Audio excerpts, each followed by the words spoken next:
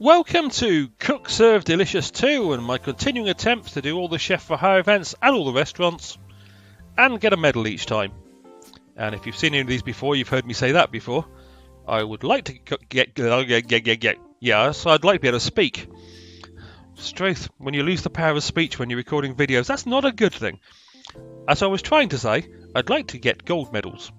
But that won't always be possible, so I will occasionally slip into silver medals due to the number of mistakes I make, and more frequently than I would like, I will end up with bronze medals because I make too many mistakes, i.e. I can't keep up with the pace of some of the shifts. This time around I'm going to All the Sports Grill, and one of the 9 available shifts that are there, because there's 10 in total and I haven't unlocked the last one yet. This is shift number 5, which apparently has wings, other wings, hot dogs and pretzels. I can do all of these foods.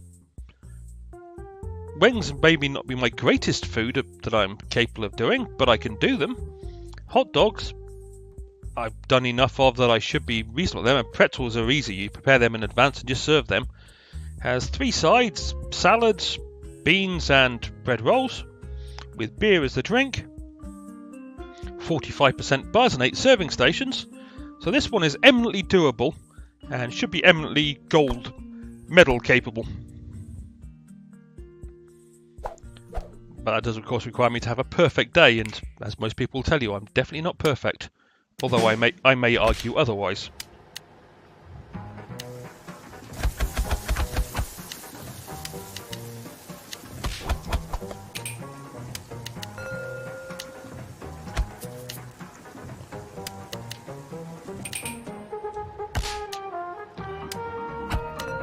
Okay. Slot 6, I might as well put some more pretzels. I wasn't holding slot number 6 up to that moment.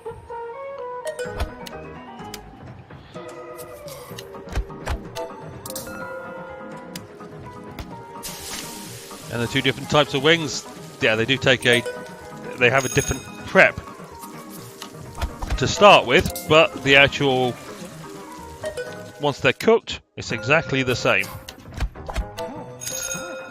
Regular cheese relish with ketchup on your hot dog. Certainly, sir.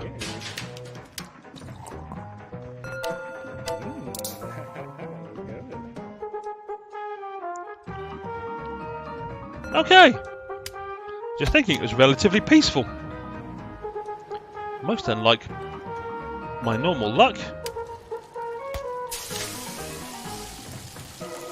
So one of these sets of wings, spices, parmesan wings and sauce. Then I'm going to get that slot. Spices hot sauce. Oh, I didn't realise somebody was waiting for a beer.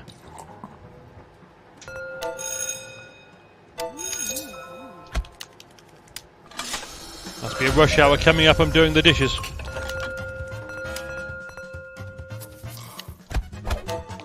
Alright, let's start at the top and work my way down.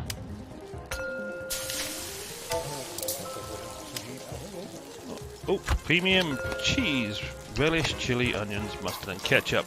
The good old plop dog.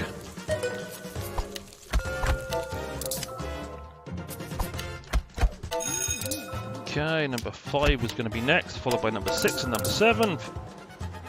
Premium with cheese, that's nice and easy.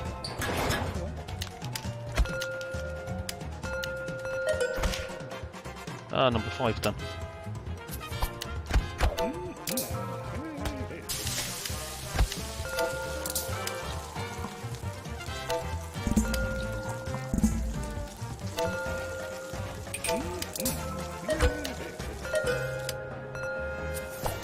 Getting a lot of parmesan ordered with my wings, which is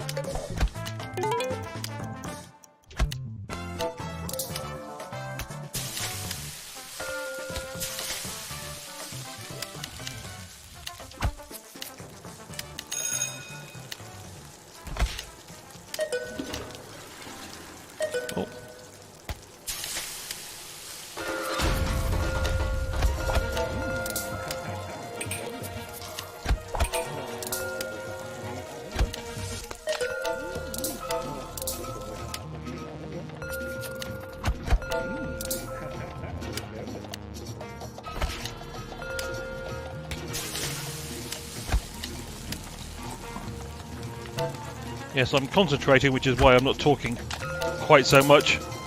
Because whilst I should be able to do this one without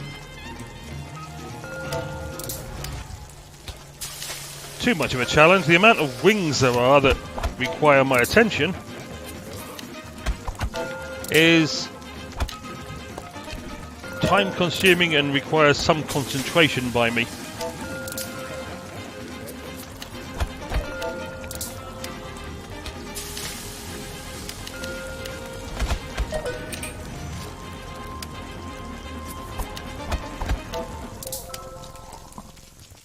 The rush hour over.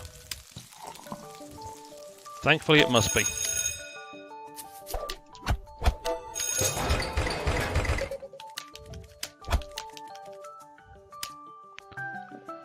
Premium cheese, relish, chili, onions, mustard and ketchup.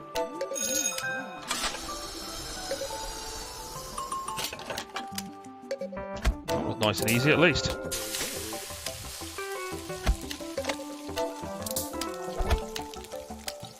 I do like it when they give me a simple hot dog to do.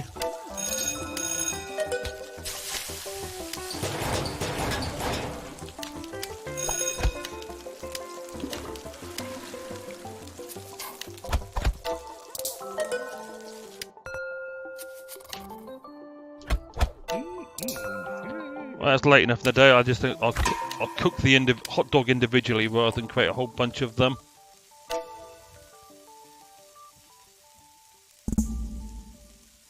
I survived the day. Regular cheese, relish and mustard. 65 perfect combos.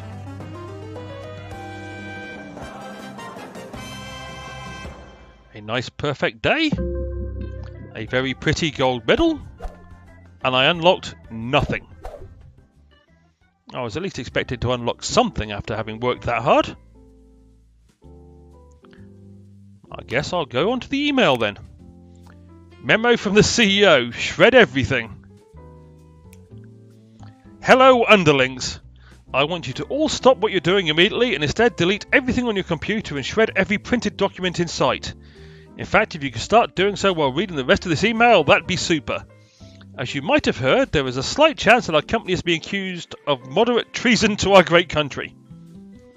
These accusations are utter lies, of course, but I thought it would be best to make some precautionary measures and make sure all those jerks in the federal government have no evidence of us committing any wrongdoings or even doing any sort of business at all.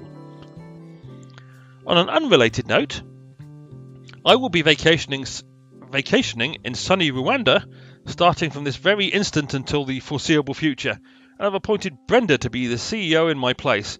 Remember, if the feds ask you who's in charge of this operation, that would be Brenda and not me. If you don't know how to delete all your files, I've left a barrel of gasoline and a lighter in my office. You know what to do. Take care. Robert Overling, intern. Ah yes, how beautifully evil. Having worked for a company which actually fell foul of the federal government and had the CEO thrown in jail for... They didn't throw him in jail for the fraud. They actually threw him in jail for the cover-up of the fraud.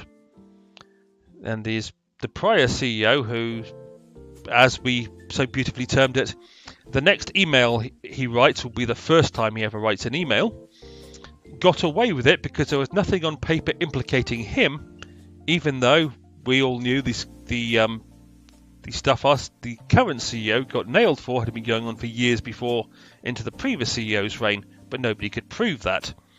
But I think it was about 3 top executives of ours went to jail.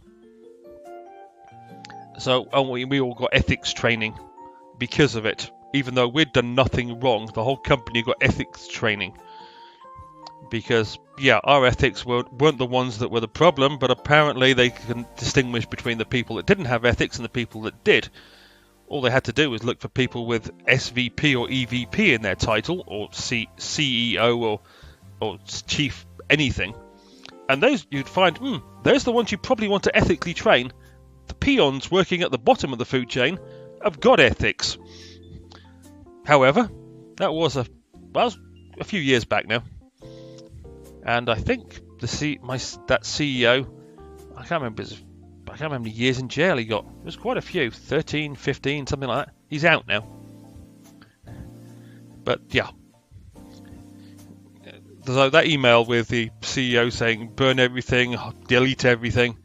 Yes, I had a CEO that basically did try and delete everything and hide all the evidence and failed.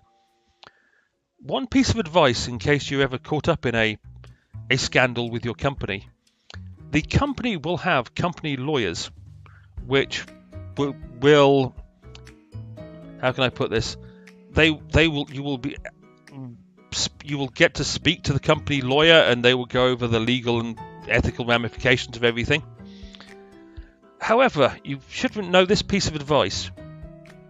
Company lawyers are not your personal lawyers.